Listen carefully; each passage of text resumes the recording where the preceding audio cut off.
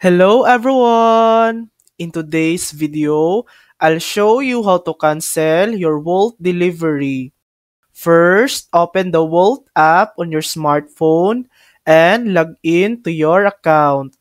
Once you're logged in, go to your active orders section. This is where you'll see any ongoing orders you've placed.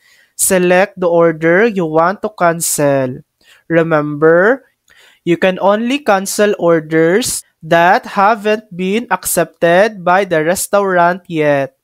If your order is still pending, tap on the Cancel Order button. Confirm your choice, and your order will be canceled immediately. If the restaurant has already started preparing your food or the courier has picked it up, cancellation might no longer be possible. So it's best to act quickly. And that's it. That's how to cancel your Wolt delivery. Thanks for watching. If this video helped you, please like and subscribe for more helpful tutorials.